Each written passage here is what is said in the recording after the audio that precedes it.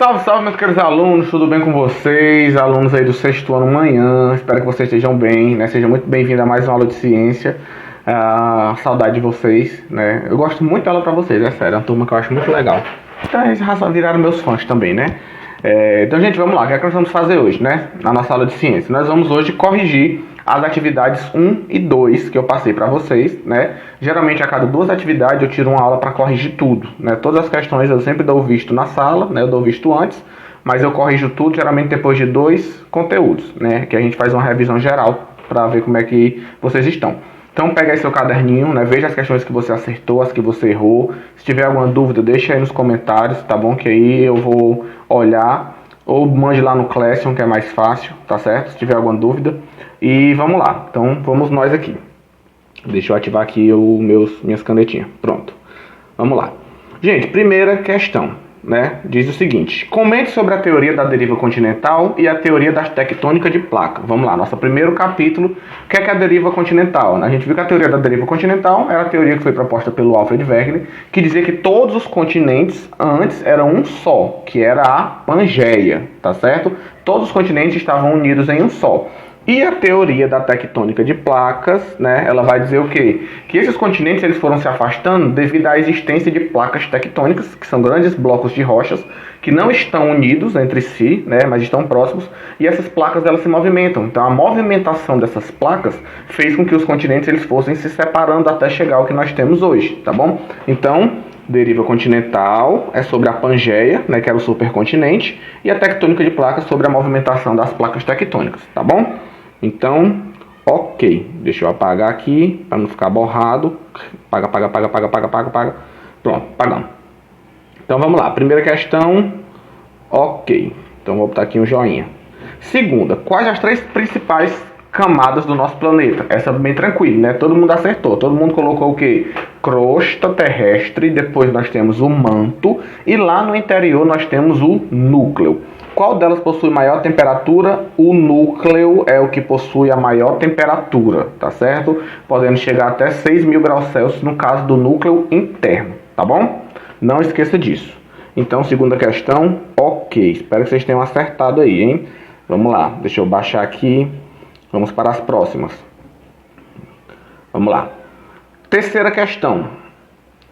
Quais as diferenças entre uma rocha magmática e uma sedimentar? Gente, essa é bem tranquila também. A rocha magmática ela é formada pelo resfriamento e a solidificação do magma. Já uma rocha sedimentar ela é formada a partir de quê? A partir da fragmentação de outras rochas. Então, se você tem uma rocha magmática que ela sofre erosão, ela sofre fragmentação, ela é quebrada, né? Esses sedimentos são transportados, né, até que eles se compactam e formam uma rocha sedimentar. Então, a diferença é a formação. A rocha magmática é formada pelo magma, que se resfria e solidifica, e as rochas sedimentares são formadas pelo processo de fragmentação e diagênese das outras rochas, tá certo? Cite 2 exemplos de cada. Vamos lá, exemplos de rocha magmática. O granizo, né, o granito é uma rocha magmática e o basalto também. Exemplos de rochas sedimentares, nós temos o calcário e nós temos, por exemplo, a argila, né? O argilito, que é um tipo de rocha sedimentar também, tá? Então, terceira questão aí, ok. Bora para a quarta. Como se formam as rochas metamórficas? As rochas metamórficas se formam por alterações pelo aumento de temperatura e pressão. Então, quando você tem uma rocha magmática ou uma rocha sedimentar, se ela sofrer um processo de altas temperaturas e altas pressões, ela pode sofrer metamorfismo e se transformar numa rocha metamórfica, tá certo? 2 exemplos de rocha metamórfica, mármore e a gneiss. A gneiss é um tipo de rocha metamórfica e o mármore também, são os mais conhecidos, tá certo? Não esqueça disso. E por último, as estalactites e as estalagmites e os fósseis estão relacionados com quais tipos de rocha? Gente, vamos lá. Se vocês sabem, hein? Gabarito da quinta. As estalactites e as estalagmites estão relacionados com as rochas sedimentares, tá? Por quê? Porque as estalactites e estalagmites são formadas pelo calcário. E o calcário é uma rocha sedimentar. Deixa eu colocar aqui. Pronto. A formação dos fósseis e das estalactites e estalagmites estão relacionados com as rochas sedimentares, tá bom? Então essa foi a nossa atividade 1. Espero que vocês tenham conseguido fazer bonitinho, tá? Espero que vocês tenham conseguido acertar. Se tiver alguma dúvida, mande lá no Classroom. Professor, não entendi a questão tal, que aí eu ajudo você lá no Classroom, tá bom? Então, bora para a próxima atividade. A atividade 2 eu dividi em duas partes. Lembram? A primeira parte foi um questionário aqui no Google Forms, tá? Que vocês responderam.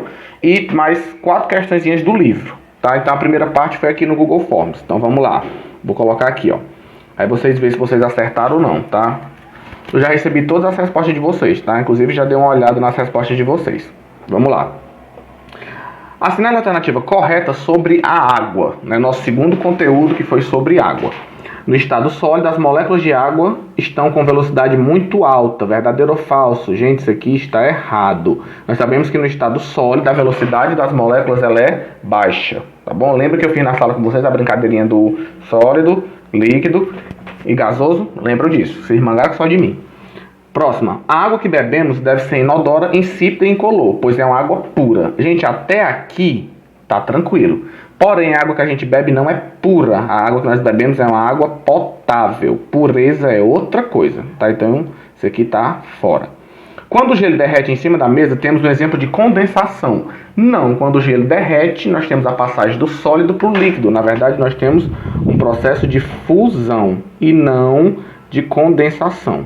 Tá? Aqui seria uma fusão. Então, tá fora também. Letra D, né? No ciclo hidrológico, ou seja, no ciclo da água, temos os processos de evaporação, que é quando a água aquece, né, e vai para as nuvens, e a condensação, que é quando essas gotículas, esse vapor se transforma em líquido, e essas gotículas de água se juntam para formar as nuvens. Então, sim, esse é o nosso gabarito, tá bom? E letra E, o orvalho e a geada podem cair apenas em regiões frias. Orvalho e geada não cai. Orvalho e geada se forma sobre uma superfície, tá? Cuidado para você não dizer que o orvalho caiu. O orvalho não cai, o orvalho se forma, tá certo? Então isso aqui está falso também, tá bom? Bora para a próxima. Compare o estado líquido com o estado gasoso no que diz respeito à forma. Primeiro vamos para a forma.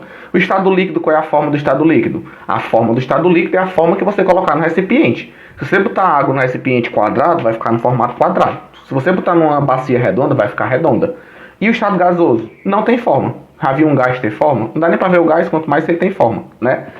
Em termos de velocidade, as moléculas do estado gasoso são mais rápidas do que as moléculas no estado líquido, tá? A velocidade das moléculas no estado gasoso é muito maior do que no estado líquido.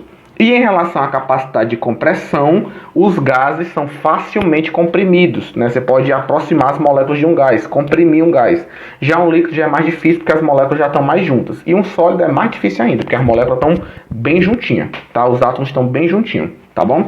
Então, ok aqui. Bora para a próxima. Deixa eu ver qual foi a outra. Próxima. Explique o significado do termo pegada hídrica. Lembra que nós vimos na aula o que é pegada hídrica? Pegada hídrica se refere à quantidade de água utilizada para você produzir determinado produto, né? Por exemplo, para se fazer carne de hambúrguer, você gasta mais de 2 mil litros de água. Esses 2 mil litros de água tá na carne de hambúrguer? Não, mas está durante todo o processo, né? A água que é usada para dar de beber às vacas, tá? A água que é utilizada na fabricação, então é a água utilizada no processo todo. Não é a água que está contida lá no produto, mas é a água gasta durante todo o processo, tá certo? Cite um exemplo, o caso que eu falei para vocês, né? Do hambúrguer, no caso da manteiga. Lembra que eu falei para vocês também na aula que para fazer manteiga, né, a gente gasta mais de 5 mil litros de água, porque é todo o processo, tá certo? Então, pegada hídrica, ok. E a última, quando ocorre a formação de chuva de granizo, podemos afirmar que houve um exemplo de quê? Gente, a chuva de granizo, o que é que acontece? É quando você tem o líquido, né? É quando você tem as moléculas líquidas que estão lá nas nuvens e esse líquido, como a temperatura está muito baixa, ele congela. Então ele cai na forma de granizo. Então você tem um líquido virando um sólido. Então você tem um processo de solidificação, tá? Porque as gotículas de água que formam as nuvens, que estavam líquidas, como a temperatura caiu demais, elas acabam se solidificando. Aqui no Ceará não tem nem perigo de acontecer chuva de granizo, porque aqui a gente só tem calor, quentura e mormaço. Tá? Mas em ambientes, em regiões mais frias, pode acontecer chuva de granizo sim, tá bom? Show de bola? Então, gente, acabamos aqui as questões da atividade 2, a primeira parte, tá? A segunda parte foram as questões do livro de vocês, que eu vou colocar aqui para vocês verem agora. Vamos lá. Do livro de vocês, eu pedi para vocês fazerem a questão de número 2, da página 37, que diz o seguinte, ó. Dizemos que um rio tem água doce. Ela é doce mesmo? Não. A gente sabe que ela não é doce de verdade, não tem açúcar lá, né? O que é que a gente quer dizer com a expressão água doce? Quando a gente fala que a água é doce, significa que a quantidade de sal é baixa. Não significa que não tem sal. Tem sais também, só que em quantidades muito menores do que uma água salgada, que a concentração de sal é muito maior, tá bom? Então, ok aí com a expressão água doce. Tenha cuidado, tá? Tem gente que pensa que é porque a água é doce de verdade. Não é. Terceira. Bora aqui para a terceira. Observe a ilustração abaixo. Aqui eu peguei do livro de vocês, tá bom? Identifique cada mudança de estado indicada pelos números. Então vamos lá. Olha só. Vamos primeiro aqui, né? 1. Do líquido para o vapor, isso aqui é uma evaporação, tá certo? Do vapor para o líquido, o 5, isso é uma condensação. Do líquido para o sólido, isso é uma solidificação. Do sólido para o líquido é uma fusão. Do sólido direto para o vapor é uma sublimação. Do vapor direto para o sólido, alguns livros chamam de ressublimação, mas pode chamar de sublimação também, tá certo? Vamos lá para a próxima. E cadê? Lembrando, isso aqui tem no slide de vocês, tá? Bem bonitinho, eu até mostrei para vocês na aula. Indique em que passagem a água ganha energia e em qual passagem ela perde. Gente, isso aqui eu acho que eu não comentei com vocês. Vou aproveitar para comentar agora na questão, tá?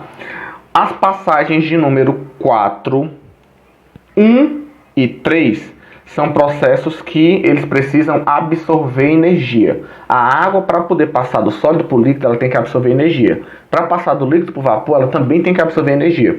Agora, o contrário, o número 5 e o número 2, o vapor para voltar para o líquido e o líquido para voltar para o sólido, ele não absorve. A água perde energia, tá bom? Então, vamos lá. 4, 1 e 3 ganha energia. 5, 6 e 2 perde energia, tá bom? Anote aí se você conseguiu fazer, tá? Deixa eu ver aqui qual era a próxima. Essa aqui foi a questão 3 da página 37. Aí também tinha a questão 30, a página 38, a questão de número 4. Vamos lá. Qual mudança de estado físico acontece em cada situação abaixo? Derretimento de um picolé. Gente, se o picolé está derretendo, ele está passando do sólido para o líquido. Isso é um processo de fusão, tá? Roupa secando no varal. Evaporação. Líquido passando por gasoso. Água fervendo, ebulição, também é o líquido passando por gasoso, só que como tem a formação de bolhas, a gente fala que a água está fervendo, significa que ela está em processo de ebulição, tá? Formação das nuvens é uma condensação, tá certo? Porque você vai ter o vapor se transformando em líquido, as gotículas de água que formam as nuvens, e a formação da neve é uma solidificação, porque o líquido está virando sólido, tá certo? Ok? Deixa eu colocar só as letrinhas aqui para vocês lembrarem, né? Aqui é um processo de fusão, aqui é um processo de evaporação, aqui é um processo de ebulição, formação da nuvem é uma condensação e formação da neve é uma solidificação, tá? Vamos adiante. Página 41, questão 4. Existe um tipo de água que é boa para beber porque é tratada e livre de micro-organismos. Como é chamada essa água? Gente, nós sabemos que a água que a gente bebe, que é uma água tratada, ela é uma água potável, tá certo? Não é água mineral. A gente bebe água mineral? Sim, o nome é água mineral porque ela é adicionada de sais minerais. Mas o nome correto mesmo é uma água potável. A água livre de micro-organismos é uma água potável, tá bom? Nem é doce, nem é salgada e nem é mineral. É potável, tá? Então vamos nós aqui agora para a última questão, que foi a da página 43, questão 11. Complete as frases a seguir utilizando uma das palavras entre parênteses, de modo a obter a afirmação verdadeira. Essa é a questão 11 da página 43 do livro de vocês, tá? Olha só o gabarito. A agitação das moléculas é maior ou menor nos líquidos do que nos gases? Nos líquidos, a agitação da molécula é menor do que nos gases. Lembre que o estado gasoso é o estado em que as moléculas estão mais rápidas. Então, em relação ao gasoso, a agitação das moléculas no líquido ela é menor, tá bom? Em um gás, as moléculas movem-se com grande ou pequena liberdade. As moléculas no estado gasoso estão loucas. Então, elas se movem a alta velocidade. Então, elas se movem com uma grande liberdade, tá bom? Letra C. Nos líquidos... Saiu errado aqui, líquidos, né? A liberdade de movimento é maior ou menor do que nos gases? Nos líquidos, a liberdade de movimento ela é menor. Lembra que o estado gasoso é o estado que possui o maior grau de liberdade de moléculas, tá? Então, nos líquidos é menor. Nos sólidos, a organização molecular, ela é forte ou fraca? Ela é forte, porque no estado sólido, os átomos e as moléculas estão muito juntinhos, tá bom? Então, meus queridos, esse era o nosso gabarito. Espero que vocês tenham conseguido fazer. Se tiver alguma dúvida, mande lá no Classroom, tá bom? Se você conseguiu acertar todas, ótimo. Você está bem preparado para fazer o TD de avaliação, tá bom? E fiquem com Deus e até a próxima.